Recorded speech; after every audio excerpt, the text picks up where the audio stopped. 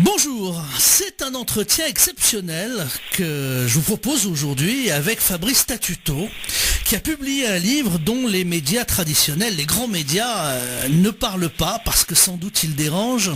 Alors Fabrice Statuto, vous êtes au téléphone parce que vous vivez en Amérique latine, vous avez travaillé pendant plusieurs années en algorithmique et en programmation, et puis aujourd'hui, vous enseignez le judaïsme messianique en Amérique latine.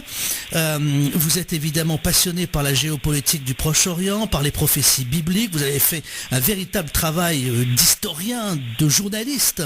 Vos livres sont publiés en français, en espagnol et en anglais. Ce sont des travaux bibliques, et vous avez été, en 2010, les gens vous ont pris à l'époque, on va dire un peu pour un illuminé, vous annonciez la résurrection d'un califat. Et aujourd'hui, 5 ans plus tard, on voit que cette prédiction qui est née de travaux, c'est pas né parce que vous avez un esprit, parce que vous êtes voyant, c'est simplement né de travaux. Cette prédiction s'est réalisée. Et on est d'autant plus inquiet quand on lit votre dernier livre, l'islam prophétisé dans le livre de l'Apocalypse. On va en parler. Ce livre, l'islam prophétisé dans le livre de l'Apocalypse, on ne le trouvera pas dans les librairies du coin, malheureusement. Il faut le trouver en tapant votre nom sur Google, Fabrice Statuto, et là on arrive directement vers des liens de vente en ligne. Alors, Fabrice, j'aimerais d'abord vous demander comment vous avez été amené à vous intéresser à ce lien entre l'Apocalypse, annoncé dans la Bible, et cette résurgence d'un islam et d'un califat, d'un État islamique dont on voit toutes les horreurs dans l'actualité quotidienne. Ok, déjà, bonjour Yannick et merci de cette interview. En fait, il y a 5-6 ans, 5 ans environ, j'avais pas mal de problèmes dans ma vie, et j'ai commencé à m'intéresser à la Bible. Et j'ai commencé à manifester un intérêt très important sur la Bible, sur la lecture, et puis un jour, j'ai pu avoir une expérience entre guillemets surréaliste. Je ne vais pas rentrer dans les détails. Une expérience surréaliste, et notamment dans le livre de l'Apocalypse, c'est la dernière partie de la Bible qui explique la fin des temps, ce qui va se passer sur la terre. Et ça m'a complètement bouleversé, j'étais confus. Et à partir de là, j'ai commencé à étudier d'une manière anormale. J'ai étudié l'islam. Jamais de ma vie, j'aurais pu penser étudier l'islam. J'ai étudié les prophéties bibliques, j'ai étudié tout un tas de choses, acheté des DVD, des livres. Et j'ai compris exactement ce qui allait se passer pour la fin des temps. Donc déjà en 2010, dans mes articles et dans mes livres, les premiers livres c'était en espagnol que j'ai pu les faire, je parlais déjà de la résurrection d'un califat qui va dominer une grande partie de la terre, notamment au Moyen-Orient, en Nord-Afrique, et qui va s'étendre sur l'Europe via des guerres civiles. Et ce qui est impressionnant, c'est que plus de 2000 ans avant, la Bible prophétisait que pour la fin des temps, l'humanité va vivre un grand djihad, une grande guerre de religion. Et ça devient une arme très puissante pour évangélisation, pour montrer que la Bible, le message de la Bible est vraiment réel, qu'il y a un créateur. Et je pense que les gens, dans la fin des temps, il y a énormément de gens qui vont se tourner vers la Bible et qui vont délaisser la religion, le catholicisme et toutes ces choses religieuses qui nous rendent aveugles. Ce qu'il y a de fascinant, mais ce qui est fascinant, c'est qu'à travers l'étude de la Bible, on a pu déceler qu'il était annoncé qu'il y aurait la résurgence de ce califat, de cet État islamique que l'on voit. On voit que l'État islamique gagne du terrain. Actuellement, c'est en Syrie et puis c'est en Irak, mais avec des émules sur une partie de l'Afrique, une partie de la Syrie, donc de l'Irak, et on annonce finalement cette guerre, ce véritable djihad qui va se dérouler sur notre continent. Pas vous, parce que vous êtes au téléphone, c'est pour ça qu'on vous entend un peu loin, vous êtes en Amérique du Sud, mais sur notre continent européen. C'est clairement inscrit dans la Bible. Exactement, la religion islamique est codifiée dans le livre Apocalypse. Et c'est ce que j'explique au travers du livre, l'islam codifié dans le livre Apocalypse. La Bible explique dans le moindre détail, par exemple au chapitre 20 de l'Apocalypse, qui parle de la décapitation des martyrs pour leur foi. C'est exactement ce qui se passe aujourd'hui dans le monde, notamment au Moyen-Orient ou en Afrique du Nord. Il n'y a aucune autre religion ou doctrine, ni les communistes, ni les nazis, ni les romains, utilisaient cette technique. C'est vraiment une technique propre au terrorisme islamique. Et la Bible explique dans le moindre détail, on pourrait parler du livre d'Ésaïe, la chute de Damas en Syrie. Et on voit que la Syrie est en train de s'effondrer et l'ISIS, le califat ISIS, est aux portes de Damas. Donc tout est en train de se réaliser et ça donne un autre regard sur la Bible et c'est ça qui est fascinant et on vit dans les derniers temps. C'est absolument fascinant. Et avec ce flux qui est d'actualité, ce flux d'immigration de réfugiés qui viennent de Syrie, de Libye, du Soudan, je ne dis pas qu'il ne faut pas les aider, il faut leur tendre la main, mais il faut faire attention à qui on accepte, parce que dans ce flux, il y a énormément de musulmans et de terroristes islamiques qui s'infiltrent aussi dans ce flux migratoire.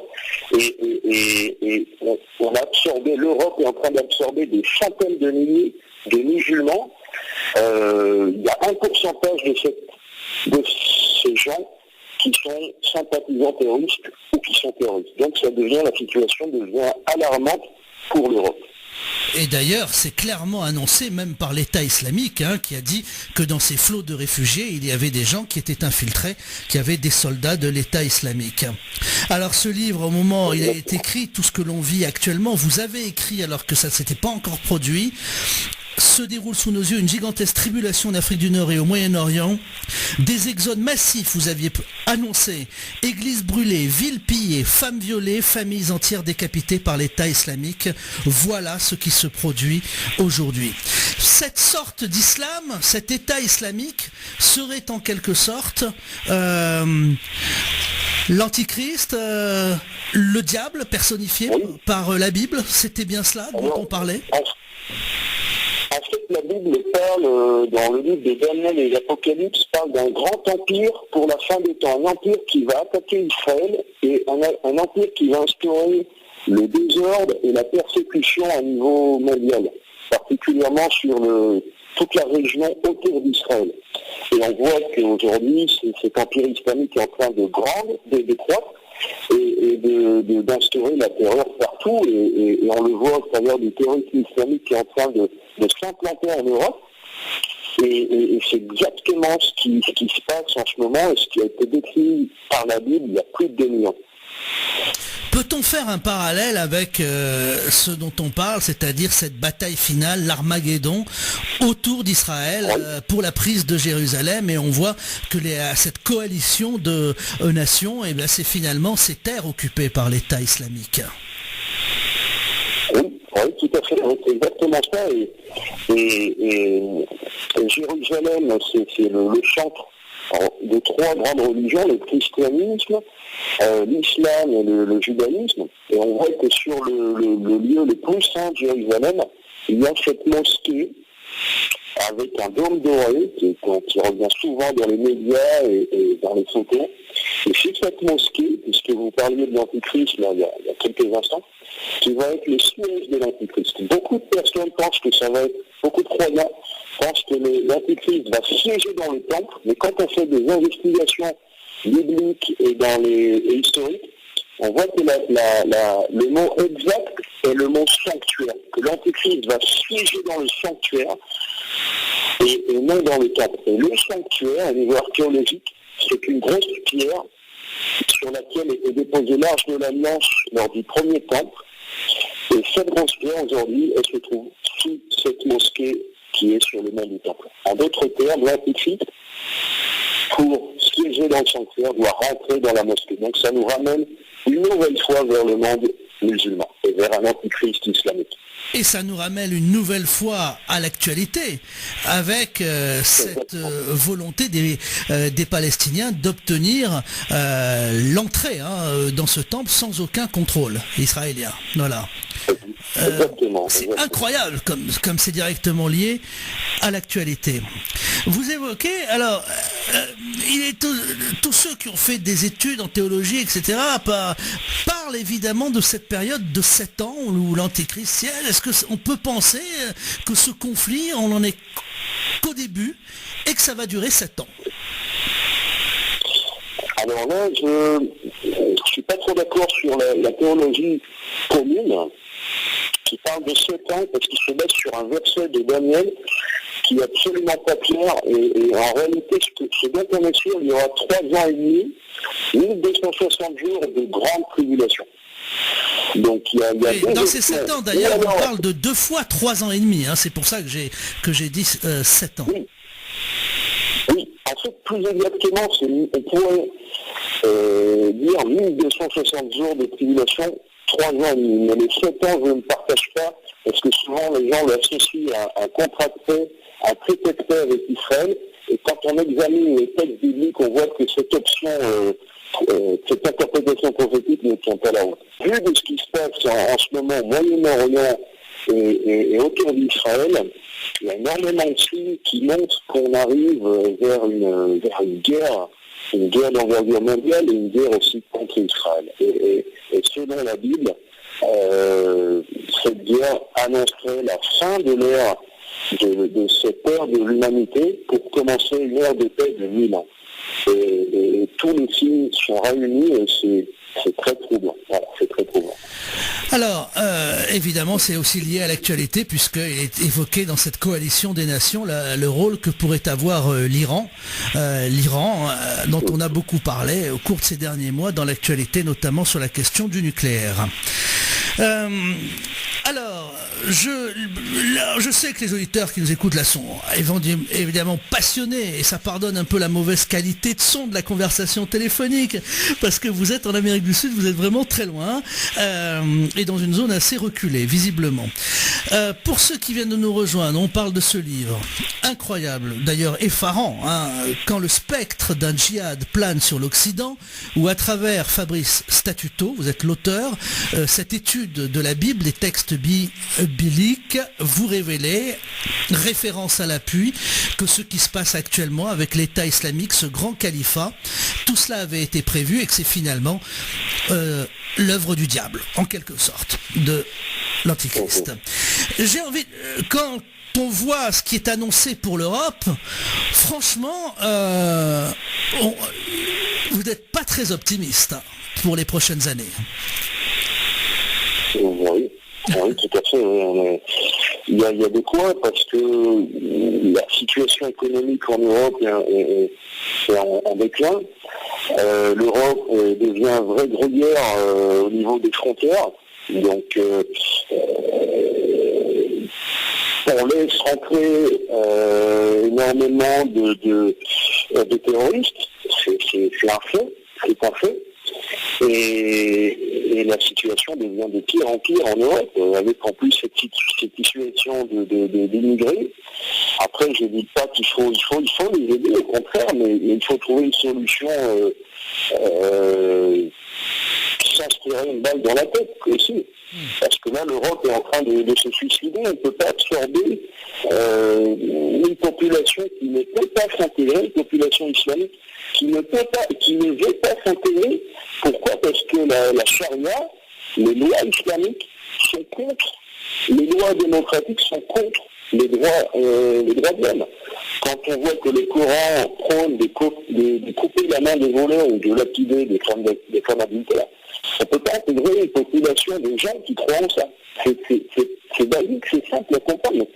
Mais parce qu'on a les politiques qu'on a en ce moment, en Europe, la situation est comme elle est.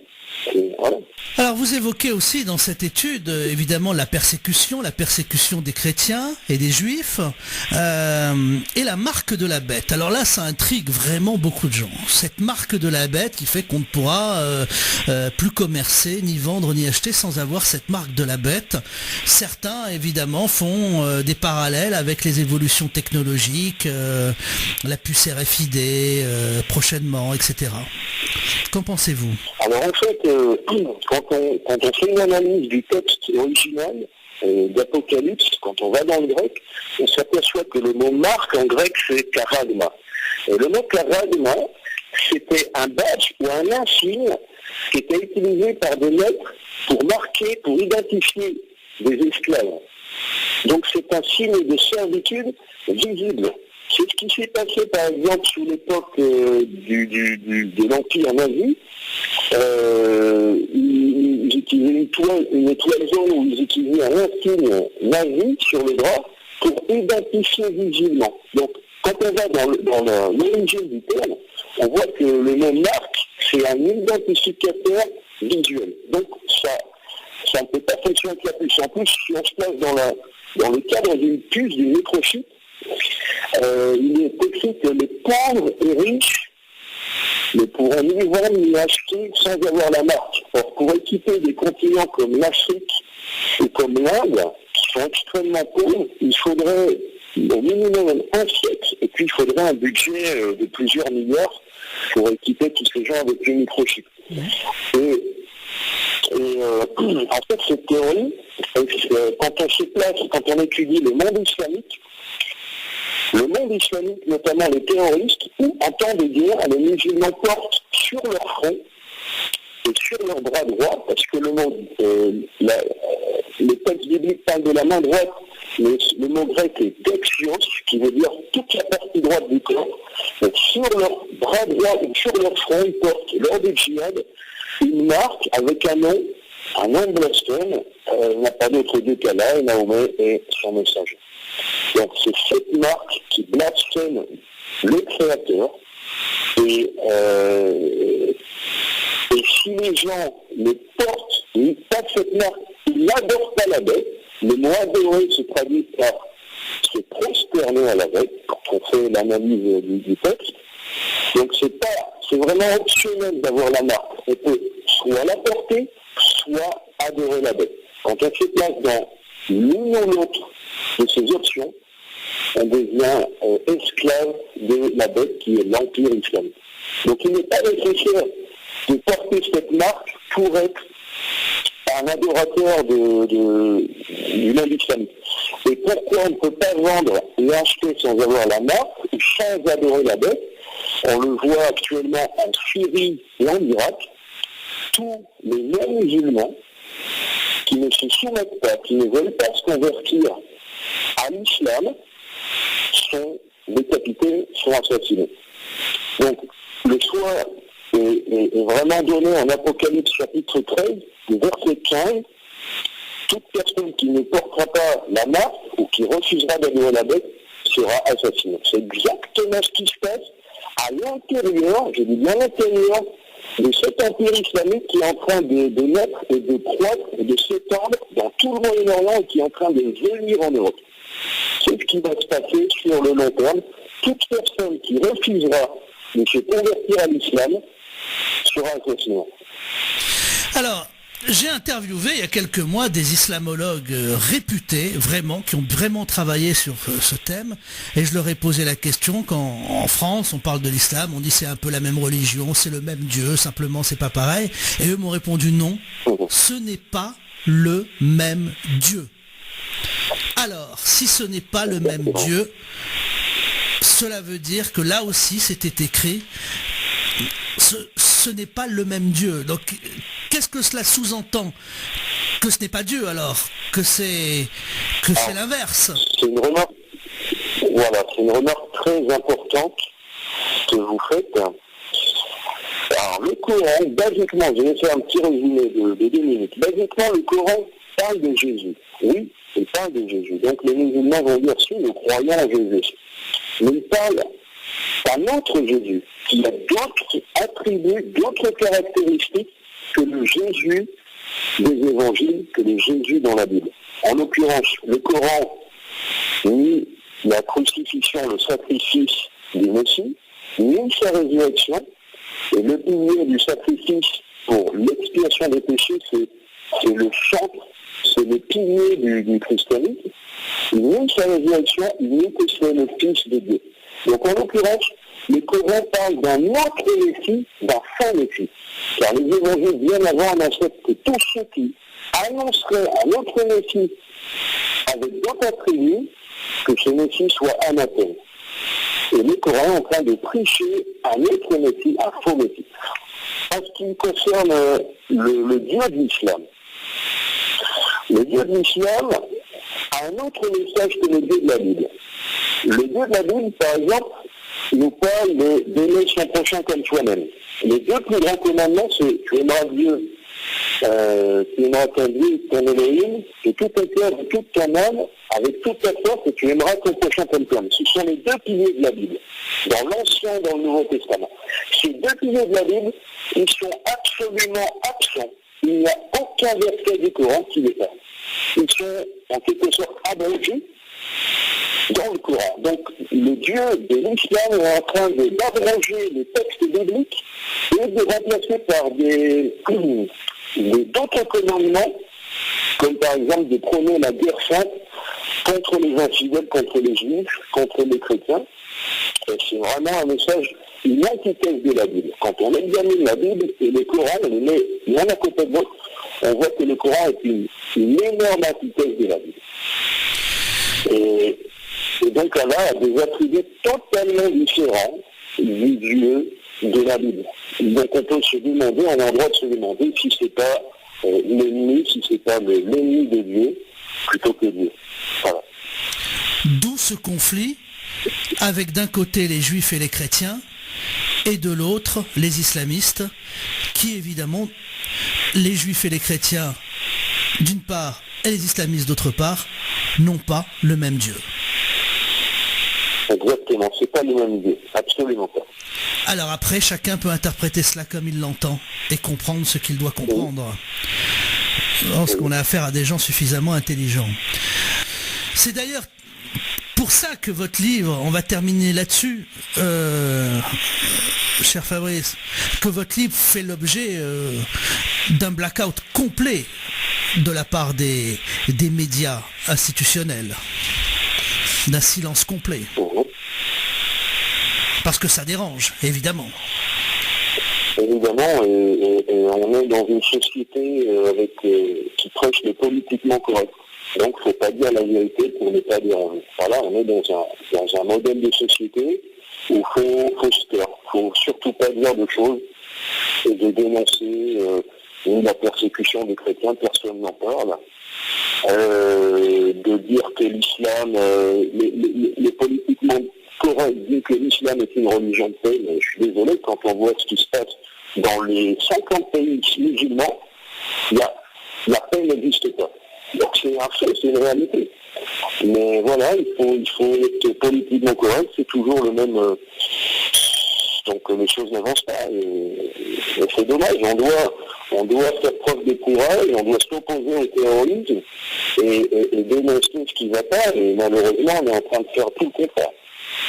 Et les politiciens n'avancent pas. Mais les premiers fautifs, c'est nous aussi. Parce que c'est nous qui les mettons en pouvoir. C'est nous aussi. Et ça vient de quoi? Ça vient de... On est devenu une société trop matérialiste, trop individualiste, et on pense plus qu'à nous, à nos plaisirs, qu'aux autres. Et là, on est en train de payer les conséquences d'un grand individualisme collectif. Et maintenant, l'Europe est un vrai gruyère pour le terrorisme islamique. Et ils ont bien compris, ils en profitent et ils jouent leur carte, ils jouent très bien leur carte. Merci. Alors, ce livre, donc, comme je l'ai dit, on le trouve uniquement en achat en ligne par Internet, sur votre site. Il faut taper votre nom sur un moteur de recherche comme Google, par exemple. Donc, c'est Fabrice Statuto, comme ça se prononce, Fabrice Statuto. Et on arrive vers une page de vente en ligne du livre. Ça s'appelle « Quand le spectre d'un djihad plane sur l'Occident ». Dans vos études basées sur la Bible, Je résume toute la conversation. Évidemment, tous ceux qui savent, tous ceux qui ont lu savent aussi les rapports avec l'islam, les origines un peu troublantes de l'islam, comment cette religion est née, etc. Mais voilà, la Bible inscrivait très clairement qu'il y aurait une période de l'humanité où l'État islamique, ce grand califat, serait reconstitué. Nous assistons à cette reconstitution avec des invasions meurtrières sur l'Europe, une grande partie de la planète, que cette persécution entraînerait évidemment le massacre des Juifs et des chrétiens. Je résume tout cela très vite.